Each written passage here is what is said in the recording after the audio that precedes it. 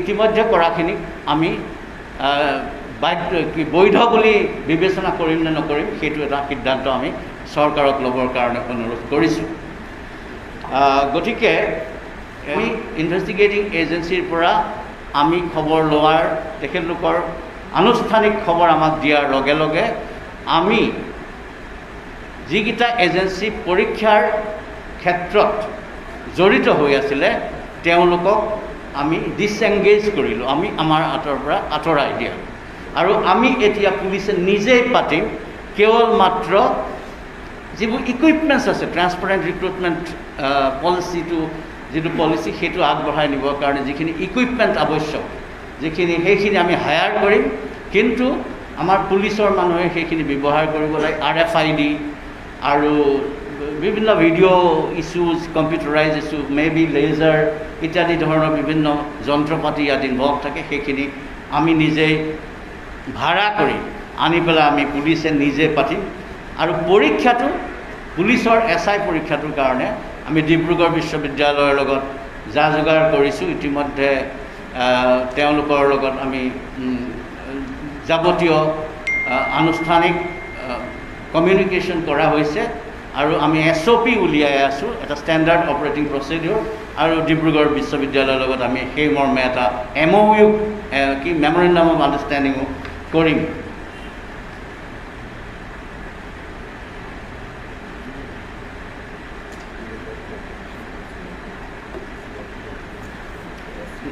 সেইটোৱেই কথা যে আমি কোনো বাহিৰা এজেঞ্চিক আমি নলওঁ। আৰু এতিয়াৰ পৰা আনকি কনষ্টেবলৰ যিখিনি PET PST আছে, physical standard test, physical efficiency test, সেইখিনিও আমি নিজেই কৰিম। গতিকে কেণ্ডিডেটছৰ অকণমান অসুবিধা হয়তো হ'ব, কিন্তু এতিয়া গোটেইখিনি বস্তুটো এজ ইজ ৱেৰ ইজ বেচিছত পজ কৰা হৈছে। আমি এটা গভৰ্ণমেণ্টৰ লগত বহি পেলাই সিদ্ধান্ত লওঁ। অলৰেডি কৰাখিনিক কেইটামান কৰিলে, এখন জিলাতে কমপ্লিট কৰা হৈছিলে। গতিকে ইতিমধ্যে কৰাখিনিক আমি বৈধ বুলি বিবেচনা কৰিম নে নকৰিম সেইটো এটা সিদ্ধান্ত আমি চৰকাৰক ল'বৰ কাৰণে অনুৰোধ কৰিছোঁ। গতিকে আৰু লগতে মই কওঁ, আজি এটা আপোনালোকে নিশ্চয় গম পাইছে, আমাৰ লগত দুজন ব্যক্তিক কালি কৰায়ত্ব কৰা হৈছে। আমাৰ লগত বৰ্তমান আছে CIDত ৰুবুল হাজৰিকা আৰু সুৰজ শৰ্মা। এই দুজন ব্যক্তিৰ ডিব্ৰিফিঙৰ পৰা আমি খবৰ পাই CIDক মই নিৰ্দেশ দিলোঁ যে তুৰন্তে সংশ্লিষ্ট জিলাকেইখনক ৰিকুইজিশ্যন দিব লাগে যে তেওঁলোকে সেই বিশেষ ঘৰকেইটাত ৰেইড কৰিব লাগে। আমাৰ জিলাকেইখনৰ লগত লাইজন কৰি সেই বিভিন্ন ঘৰৰ পৰা বিভিন্ন জেগাত, বিশেষকৈ বঙাইগাঁও, চিৰাং আৰু বৰপেটা, তিনিটা জেগাত, বৰপেটাত 1,70,70,00,000 টকা পোৱা হৈছে, 3,04,00,000 টকা পোৱা গৈছে বঙাইগাঁৱত, আৰু চিৰাঙত 3 লাখ এটা পোৱা গৈছে, আৰু অলপ দেৰি আগতে এটা জেগাত 15 লাখ টকা এটা পোৱা গৈছে। গতিকে 5,20,00,000 মান ৰাফলি কৈছোঁ দেই, মই পিছত হয়তো সংখ্যাটো অকণমান ইফাল সিফাল হ'ব পাৰে, কাৰণ বান্দোলটোহে সিহঁতে কাউণ্ট কৰিছিলে মই জনালৈকে। গতিকে বান্দোলৰ বেচিছত কৈছোঁ। গতিকে একজেক্ট এমাউণ্টটো আমি পিছতহে গম পাম, কাৰণ প্ৰক্ৰিয়াটো এতিয়াও চলি আছে। জীৱন ডেকা নামৰ যিগৰাকী অভিযুক্ত আছে, তেখেতে ফেচবুকত এটা পোষ্ট দিছিলে যে তেওঁ MFA কনচালটেঞ্চি প্ৰাইভেট লিমিটেড নামৰ এটা প্ৰতিষ্ঠানৰ সৈতে জড়িত। গতিকে তেওঁ এই যিটো প্ৰতিষ্ঠানৰ কথা কৈছে, সেই প্ৰতিষ্ঠানটো তদন্তৰ আওতালৈ আহিছেনে আপোনালোকৰ এতিয়ালৈকে? ইয়েছ। কোনোবা এৰেষ্ট হৈছে নেকি? নাই, অ্যাৰেস্ট হোৱা নাই। আমি arrest will be based specifically on evidence. আমি কোনো অ্যারেস্ট এভিডেন্স নোহোৱাকৈ, সাফিসিয়েন্ট এভিডেন্স নোহোৱাকৈ আমি অ্যাৰেস্ট নকৰোঁ। But nobody against whom we get evidence will be spared. That is my solemn assurance to you. Sir, জীৱন ডেকাই আৰু এটা কথা কৈছিলে, প্ৰাঞ্জল বৰুৱাৰ লগত তেওঁৰ সম্পৰ্ক থকা বুলি কৈছিলে ফেচবুক পোষ্ট কৰি। মই আপোনাক একেটা কথা ক'লোঁ, আপুনি আগত কনচালটেঞ্চি কথা ক'লে, এতিয়া মানুহজনৰ নাম ল'লে। যিমান মানুহৰ নাম ওলাইছে, যিমান ফাৰ্মৰ নাম ওলাইছে, প্ৰত্যেকক আমি ইনভেষ্টিগেশ্যনৰ আওতাত আনিছোঁ। যিদিনা আমি যিকোনো মানুহ, যিকোনো ফাৰ্মৰ বিৰুদ্ধে এভিডেন্স পাম sufficient to cause an arrest, that person shall be অ্যাৰেষ্টেড।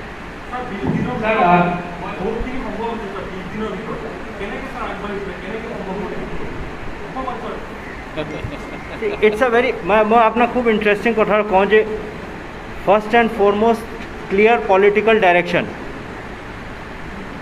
যে যি মানুহ জড়িত আছে এৰিব নালাগে। Second is teamwork under direct guidance of DGP Assam. And third is hard work by all the team members up to the last constable. আপোনালোকে বিশ্বাস নকৰিব কিন্তু যোৱা 20 দিন প্ৰায় যিমান এইটো আমাৰ টিমত আছে মানুহখিনি কোনো 3 ঘণ্টা 4 ঘণ্টাতকৈ বেছি হোৱা নাই, টোপনি মাৰিব পৰা নাই। যিমান ট্ৰেভেলিং আমি সেই 20 দিনৰ ভিতৰত কৰিছোঁ, এটা ঠাইৰ পৰা এইটো ঠাইলৈকে দিনে নিশাই আমাৰ টিম অ'ত ত'ত ঘূৰি আছে। নেক্সট এটা ইম্পৰ্টেণ্ট কথা হৈছে যে কেছ যদিও অকল CIDৰ হাতত এটা কেছ আছে আৰু 4টা কেছ লখিমপুৰ, কাৰ্বি আংলং, নলবাৰী আৰু ক্ৰাইম ব্ৰাঞ্চ গুৱাহাটীত আছে, তথাপিও almost every district superintendent of police has made an effort to either unearth the evidence or to arrest the culprits. So a G2 teamwork under direct leadership of the DGP Assam that has made it possible that today on 20th day we are almost at the end of the puzzle. Sir, মই ইয়াক কি বিচাৰিছোঁ sir, সকলোদিন Ali Ahmed নগৰৰ ৰুমচিনি পথৰ প্ৰাঞ্জল বৰুৱাৰ এটা বিশেষ কাৰ্যালয় আছে, যিটো কাৰ্যালয়ৰ আৱাসীসকলে অভিযোগ কৰিছে যে 8 তাৰিখে 3খনকৈ ট্ৰাক আৰু এখন ট্ৰেভেলাৰ তাৰ পৰা প্ৰৱেশ কৰিছিলে। গতিকে সেই যে সমগ্ৰ বিষয়টো আমিটেক কনচালটেন্সি প্ৰাইভেট লিমিটেডৰ তদন্তৰ আওতালৈ কিয় অহা হোৱা নাই? প্ৰাঞ্জল বৰুৱা 6 তাৰিখে যিটো আমিটেক কনচালটেন্সি প্ৰাইভেট লিমিটেড আছে, বৰ্তমান পৰ্যন্ত কিয় তদন্তৰ আওতালৈ অনা হোৱা নাই? এইটো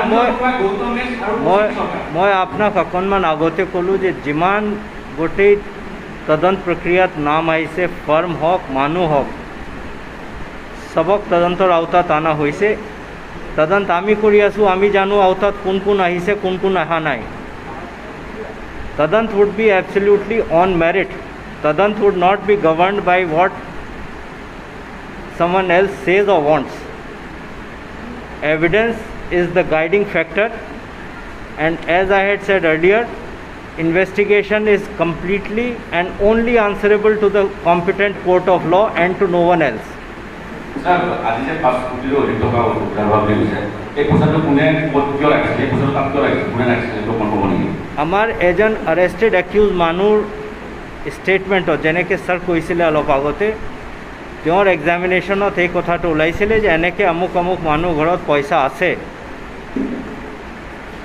সেই ভিত্তিত আমি যোৱাকালি ৰাতিহে ইনষ্ট্ৰাকশ্যন দিছিলোঁ, CIDৰ পৰা আসাম পুলিচ হেডকোৱাৰ্টাৰৰ পৰা ইনষ্ট্ৰাকশ্যন গৈছিলে। সেই ইনষ্ট্ৰাকশ্যনৰ মৰ্মে আজি অপাৰেশ্যন চলোৱা হৈছে, পইচা ৰিকভাৰ হৈছে, মানুহখিনি ধৰা হৈছে।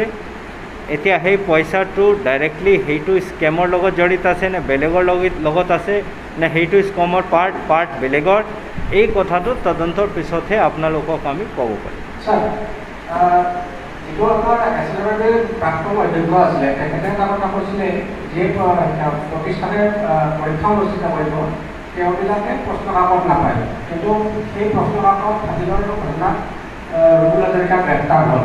তেনেস্থলত প্ৰাক্তন অধ্যক্ষ পৰিপূৰ্ণ তদন্তৰ আওতাত আহিব লাগে। তদন্তৰ আওতাত চব আছে, তদন্তৰ আওতাত চব আছে। এই কথাটো মই আপোনাক আগতে ক্লিয়াৰ কৰি দিছোঁ। গোটেই প্ৰক্ৰিয়াত যিখিনি মানুহ জড়িত, everybody is under the ambit of investigation. ইনভেষ্টিগেশ্যনত এভিডেঞ্চ কি ওলাব, সেই এভিডেঞ্চৰ ভিত্তিত আমি একশ্যন ল'ম। The crime that we are investigating is leakage of the question paper. সেই ক্ৰাইমৰ ক্ৰিমিনেল কালপেবিলিটি যি মানুহৰ হওক, যিটো ফাৰ্মৰ হওক, তেওঁলোকৰ এগেইনষ্ট একশ্যন লোৱা হ'ব। অলৰেডি যেনেকৈ কোৱা হৈছে 43জন মানুহ এৰেষ্ট কৰা হৈছে।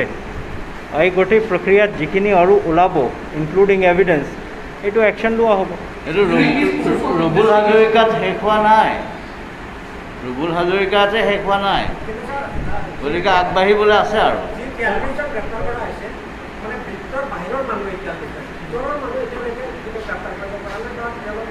মানে প্ৰথম দিনা আপোনালোকে কৈছিলে যে প্লিজ লিসেন টু মি প্ৰথম দিনা আপোনালোকে কৈছিলে যে একো নহ'ব। আজি আপোনালোকৰ ভিতৰতে কিছুমান মানুহে কৈছে 20 দিনৰ ভিতৰত বহুতখিনি প্ৰগ্ৰেছ হৈছে, কৈছে আপোনালোকে, মই কোৱা নাই। তো যেটো লিকেজ অফ কুৱেশ্যন পেপাৰ, এইটো let me assure the people of Assam that leakage of question paper shall be 100% unraveled, revealed and brought to the competent court of law. That is again the solemn assurance of Assam Police. During this course of investigation, have you been able to establish the network as how and who actually leaked this question paper? That's what you are saying. That is what I am saying. In course of investigation, we have very, very specific evidence to that effect. And over the period of time, like you have seen so much progress today, over the period of next few days, you will see progress on that count also. We have got good indications. খালি evidence হাতত আমাৰ tight হোৱাৰ লগে লগে সেইটো ফাদিল হ'ব। Sir, this particular, sir, as you have also said that you are investigating this question paper leak, and you have also DP sir also said that at the end of the puzzle on the 20th day you have made a lot of progress. Sir, as in the last press conference you had also said the prime accused probably one of the prime accused is P.K. Datta and Dimon Deka, but both of them were out of the establishment and administration. P.K. Datta was retired and Dimon Deka is a political thing. So does it also mean that some were the high-rank officials were also involved in the entire scandal, because as Mr. Pradeep Kumar had earlier on record said it was handled by SLPRB and the district police officials. So does it actually mean that any existing police officials are also involved? It could mean anything. Sir, let me say one thing, that for everyone, patience is the biggest virtue. Have patience. Sir, একাংশ আৰক্ষীৰ নাম ওলাইছে তদন্ত মই আপোনাক কৈছোঁ, আজি আপোনাক আমি ইমান কৈছোঁ, ইয়াতকৈ 10 দিন আগত যেতিয়া লগ পাইছিলোঁ ইয়াতকৈ বহুত কম আপোনালোকে গম পাইছিলে, আজি ইমানখিনি গম পাইছে। হয়তো আজি কিছুদিন পিছত আকৌ আমি আপোনাৰ লগত বহিম আৰু আপোনালোকে আৰু নাম পাব আৰু কি প্ৰগ্ৰেছ হৈছে সেইটো গম পাব। প্ৰগ্ৰেছ নাই নেকি ছাৰ? আজি তাৰিখত ক'ব পৰা হ'ল, যিহেতু নাম ওলাইছে আজি তাৰিখত যিখিনি ক'ব পৰা আছিলে কোৱা হ'ল। DGP ছাৰে অলৰেডি কৈছে দেৰ ইজ ছাফিচিয়েণ্ট ইণ্ডিকেশ্যন, কিন্তু যেতিয়ালৈকে এভিডেঞ্চ পোৱা নাযায় মই আপোনাক একো নকওঁ। মই এটা কথা আৰু ক'ব বিচাৰিছোঁ, এইটো আমাৰ for the friends from journalist fraternity, we are here for investigation and investigation based on evidence. Assam Police is not here for witch hunting at all. আপোনালোকে দেখিছে যে আজি কিছু বছৰ আগত তেনেকুৱা witch huntingৰ কাৰণে এটা former senior police officer committed suicide. So I am very averse to speculative reporting and witch hunting. আৰু মোৰ ৰিকুৱেষ্ট এইটো, আপোনালোকে কিমান কেনেকৈ আগবাঢ়ে মই নাজানো, কাৰণ মইতো আপোনাক একো ক'ব নোৱাৰোঁ, কিন্তু have trust, have faith on আছ over the period of next few days, and definitely before we submit the charge sheet you will have all the facts before you. Sir, among the 45 person arrested, is there anyone who has passed criminal conspiracy record who were arrested earlier also, like in other scam or something like criminal conspiracy? এটা already arrest হৈছে আগতে murder কেছত, Abhijit Bodo, কিন্তু বাকী যদি details চাবৰ হয় তো যেতিয়া আমি চাৰ্জশ্বিটটো ছাবমিট কৰিম, because CRPC also has a particular column about enhanced punishment for recidivist offenders, that is for repeat offenders.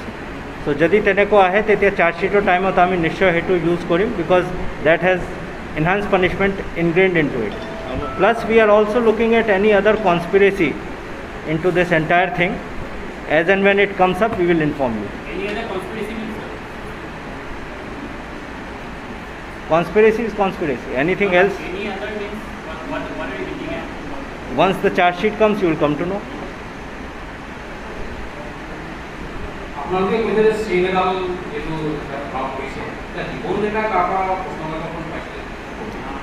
See, মানে ইয়াত মই ইনভেষ্টিগেশ্যনৰ ডিটেইলছ দিব খোজা নাই, যিটো দিনালৈকে আমি চাৰ্জশ্বিট ছাবমিট নকৰোঁ it is improper on my part to give you the final details, কাৰণ যদি আমি আপোনাক কওঁ that would give chance to the accused person to prepare their defense. The normal law is that যেতিয়া আমি চাৰ্জশ্বিটটো submit কৰোঁ চাৰ্জশ্বিটৰ copy দিয়া হয় টু দ্য accused, সেইটো টাইমত তেওঁলোকৰ ডিফেন্সটো প্ৰিপেয়াৰ কৰিব পাৰে।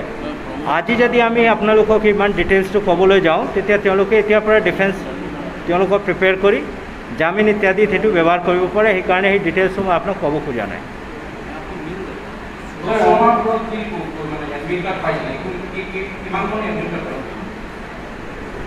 আই ডি চি আই ডিয়ে ক'ব যদি নম্বৰ তেওঁৰ অফ হেণ্ড হাতত আছে।